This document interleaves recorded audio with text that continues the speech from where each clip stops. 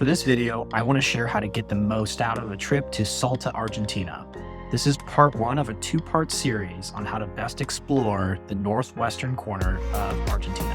I just returned from taking a trip and found that the number of pictures that I took could have easily rivaled any other destination that I've been to around the world. It really is that remarkable of a natural environment. Every turn will leave you wondering if you've been transported to another part of the world.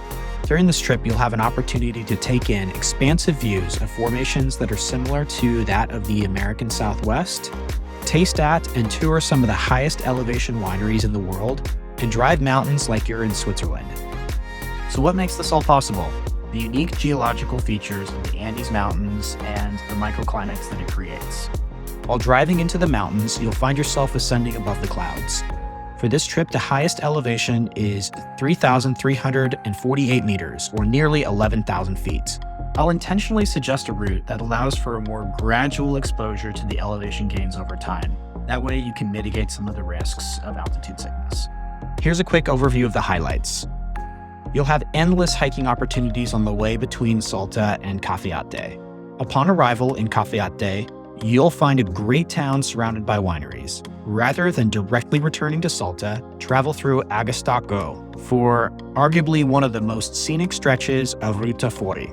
This road is one of the longest in the world, running nearly 5,000 kilometers along the full length of Argentina. From there, stop in Cachi to familiarize yourself with the local culture before crossing vast ranges of cacti in the Cardones National Park. You'll wrap up by descending through a beautiful valley with numerous switchbacks. Stick around to the end. I'll share some tips on how to best exchange your currency for Argentine pesos. If done right, a full week for two can be done for less than $1,000 without any sacrifices. So with that said, let's go ahead and get to it.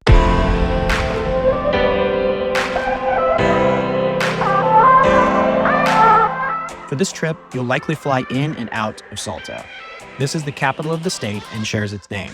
It has frequent flights between Buenos Aires and other locations throughout Argentina.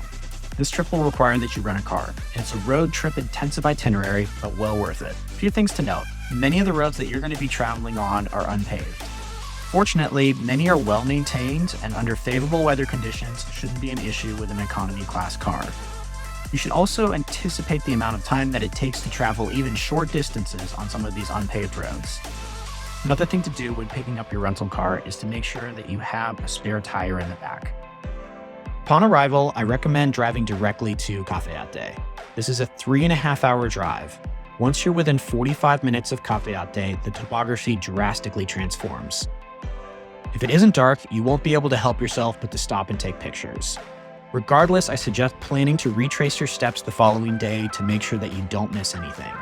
The name for this area is the Quebrada de las Conchas, or Shells Ravine, after fossil remains of seashells and fish. Here are 8 great attractions that you shouldn't miss on your way to Cafayate. First is Garganta del Diablo, or Devil's Throat. At the site, you'll find immense walls of reddish rocks that form vertical tubes similar to that of the Devil's Mouth. The next site is the amphitheater. In addition to having walls that are nearly 20 meters tall, it also has excellent acoustics.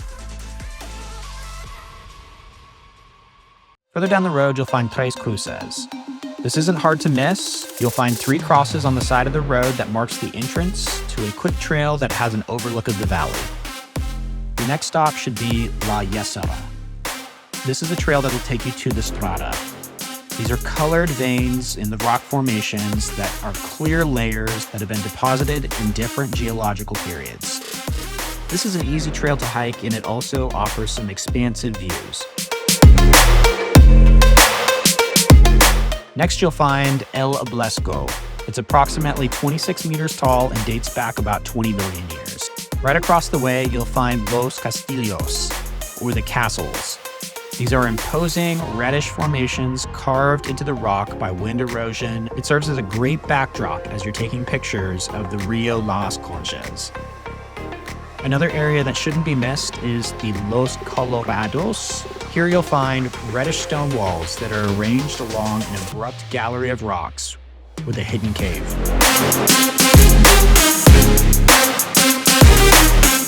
Finally, as you're getting close to Cafayate, there's one spot that you can turn off to see extremely high sand dunes, anywhere between 25 and 30 meters tall. Climbing them requires some effort, but it's a lot of fun and offers some great views. As you're driving, parking really isn't an issue, and there are plenty of places to just pull over and explore.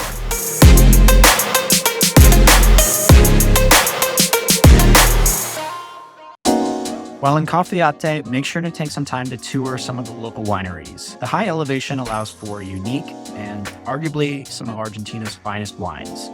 Cafayate sits in a valley that's surrounded by mountains, which blesses it with nearly year-round sunny conditions. While I was there, I had lunch at Finca Las Nubles. This was a beautiful setting and offered a laid-back alfresco dining environment. Later in the day, I did a tour and tasting at Petelli. This is a modern winery with an incredible build-out and exceptional wines.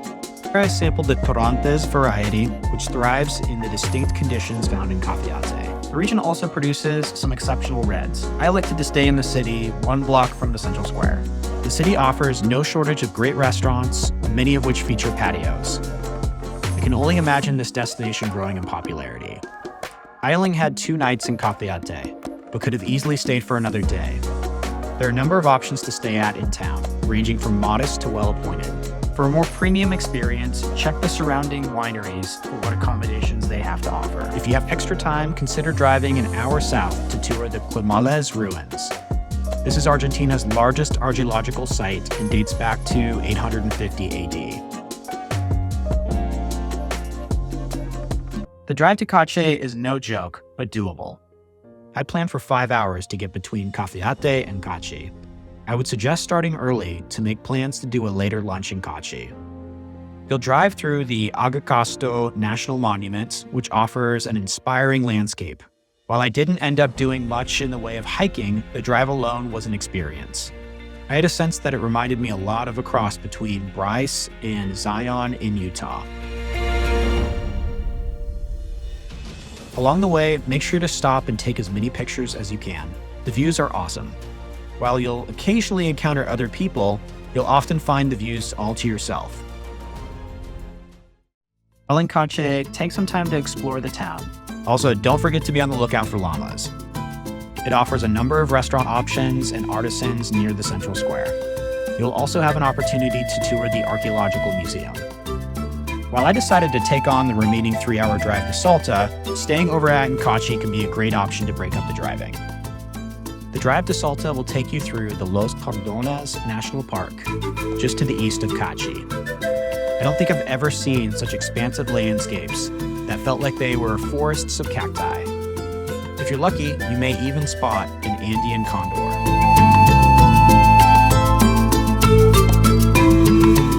Even the remarkably straight 14-kilometer road makes for a great photo in its own right.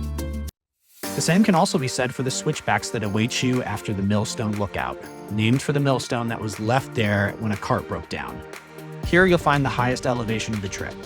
Before heading down Cuesta del Obispo, or Bishop's Slope, make sure to stop and take in the views and check out the small chapel named San Rafael. Note that the road is paved between Cachi and about halfway through the switchbacks. It picks up again once you're at the bottom of the valley, all the way through Salta. This makes for a pretty manageable drive. The switchbacks are also great because at every turn you're offered another unique view of this incredible valley. Expect this section of the drive to take about 90 minutes. From there, it's about another hour to Salta.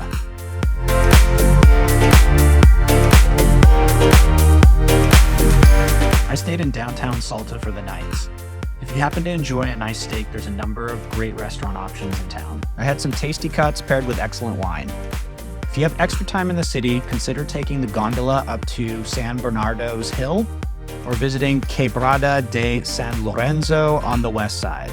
This park offers a dramatic forest reserve in mountain foothills, usually shrouded in mist. As promised, let's talk about the exchange rate. At the time of publishing this video, the US dollar could be exchanged for 220 Argentine pesos if you were to go to an ATM or have an expense processed by your credit card. If you were, however, to exchange cash, the rate would be closer to 460. Also notice the blue peso rate. By paying for your rental cars, hotels, and meals in pesos, your bill will be less than half the agreed price with the booking agency or what your credit card would otherwise bill you. Upon arriving in Buenos Aires, I stopped at a major downtown shopping street called Calle Florida. There you'll find a number of people on the street inquiring for cambio, where they'll have a money counter ready to process the required amount of bills. Make sure to be respectful when discussing transactions and handling currency. Argentinians have faced many hardships due to the number of financial crises over the past few decades and also suffer from high inflation. For this trip, I would recommend provisioning a budget between $400 and $600 US for a 4-night stay at a nice hotel and full-service restaurants for two. If you end up making the trip to Salta, I highly recommend that you extend your tour to include the Jujuy state.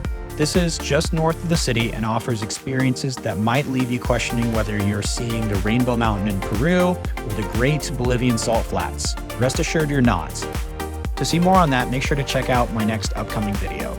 I love your comments. Please like and subscribe if you found this video to be helpful. If this wasn't the perfect trip for you, stay tuned. Hopefully the next one will be.